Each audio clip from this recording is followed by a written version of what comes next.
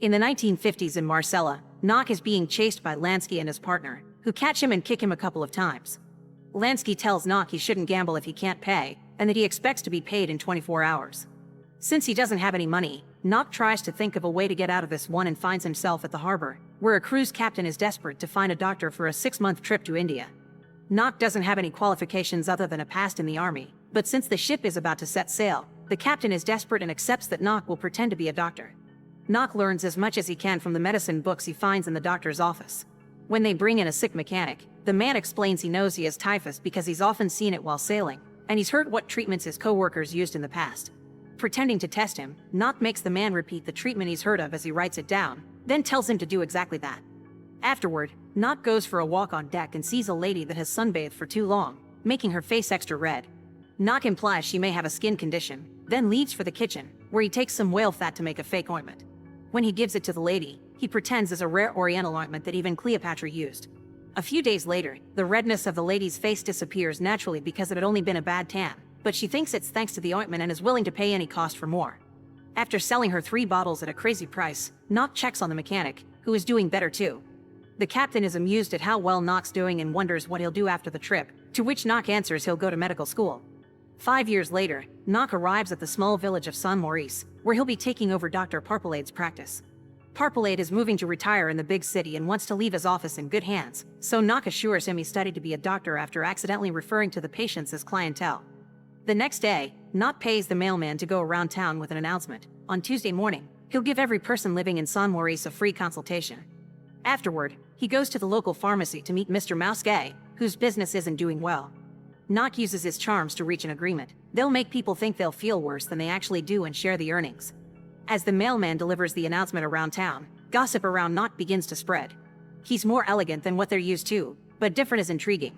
However, Priest Lupus thinks a doctor that offers free consultations is suspicious and must be hiding something. Some hours later, the mailman goes to Knock for his payment and is approached by Adele to drop a letter, causing Knock to start developing an interest in her. Afterward, he gives the mailman his free consultation, already using his charms to convince him his stress has some hidden sources they're going to treat. In the afternoon, Knock goes to the local school to speak to Bernard, the headmaster, to scold him for not having health classes at school. He leaves him some material to teach the kids about hygiene, including some posters that may come off as creepy and scary to the kids because of their gritty illustrations. These posters are also hanging on the walls of Knock's office, so when Tuesday comes around, everyone is feeling quite uncomfortable while waiting. Knock's first patient is Adele's employee Lawcook, who feels well and only came because it's free. When Knock notices her yawning, he gives her a quick checkup and tells her to diet and rest for a few days before deciding on a treatment. At that moment, Lupus arrives at the office and scoffs at everyone for being here when they never are this eager to go to mass. After Lawcook leaves, he cuts in line and sees Knock next, intending to give him a piece of his mind. However, Knock quickly takes over the conversation, tells Lupus he has conjunctivitis, and sends him away with a prescription. When Lawcook returns home, she orders Adele to tidy up her room and get a second mattress. Nothing shall bother her while she rests. But when Adele coughs, Lawcook doesn't show the same worry for her health and tells her to stay silent. Next, Knock checks on the mailman, who is doing much better even if he realizes he needs to pay for this second consultation. Everyone in town is happy with Knock's work and impressed by his persona. Men think he's distinguished and smart, women call him charming and handsome, and Lupus can't stop his jealousy. He's so popular that Elizabeth comes to see him just to gift him a basket of goods she baked herself and invites him to the mayor's dinner party while trying to flirt. In the evening, Knock assists this dinner party, where Rich Widow Pons competes with Elizabeth to see who gets to flirt with the doctor more. Knock also takes the chance to invite everyone to the conference he'll be giving at the school the next day. In the morning, the classroom is filled with both kids and adults listening to Knock talk about the kind of illnesses that can be found everywhere. He calls Didier to the front to give a demonstration, pointing out how to discover bad signs inside the mouth. Fortunately, Didier is clean, and Knock congratulates him for his good hygiene, earning him a round of applause from everyone. Afterward, Pons sings Knock's praises, which makes Lupus rather angry. He reminds her that Knock's still very suspicious and urges her to help him find out whatever she can about Knock's past. Sometime later, Knock visits Lawcook's house for her second consultation. Adele welcomes him and comments on how weak Lawcook has been lately because she hasn't left the bed and has been on a diet she doesn't need. However, she doesn't insult Knock for having played her boss like that. In fact, she calls him smart. Knock notices Adele coughs a lot and asks her to come to his office sometime, promising not to charge her. Afterward, Knock goes to Lawcook's bedroom and offers her an expensive treatment that she refuses to pay. Lawcook tries to convince him she's doing fine by doing some exercise, but that only makes her feel worse, causing her to give in and pay Knock whatever amount he asks for. A few days later, Knock visits Mouske for their monthly meeting. The pharmacy is doing much better now and Mouske is impressed by the money he's making, so he's hesitant to lose this when Knock comments on the chances of doubling their earnings. However, Knock uses his charms once again and gives him a speech about the two of them being the guardians of this town's health. Later, Knock's visited by Pons, who manages to get him to visit her 4 times a week to check on her health. She may be flirting, but Knock plays along because of the money that will bring. Pons also tries to ask some questions about his past, but Knock only gives her vague answers before dismissing her. His next patient is Elizabeth, who is desperate to beat Pon and takes off her coat to show Knock she isn't wearing any clothes. Her efforts are in vain though. Knock turns her down and asks her to leave. The night of the town's annual party, Knock notices Adele arguing with her fiancé and leaving the building in a huff, unaware that a newly arrived stranger is also sneaking in through the window. This stranger turns out to be Lansky, who has been traveling as a tramp. Lupus finds him stealing food and tries to call for help, but Lansky grabs him by the neck and threatens him into letting him stay in the church for a few days. Back to Knock, he takes his car down the road to offer a lonely Adele a ride. He scolds her for not wearing gloves and a scarf, but quickly apologizes when she mentions she isn't in the mood to be chastised. The two of them chat and bond on the way to her house, and Adele confesses she's broken up with her fiancé. She also claims to be the only one in town who knows why he's different. The next day, Adele comes to ask Knock for help with La Cook's dog Tom, since she can't take him to the vet because La Cook will only pay for the animals that give her money, like the cows and sheep. Luckily, Tom's only dislocated his shoulder, thus Knock's able to quickly put it back into place. While Tom gets to run around again, Knock confesses he had been jealous of Adele's fiancé, so she asks him to dance with her right there to the rhythm of the birds singing. Sometime later, Lansky sees Knock in town and recognizes him, wondering what's going on. Knock has come to pick Mouske up to start a new project at the local hotel, and Lansky sees it all.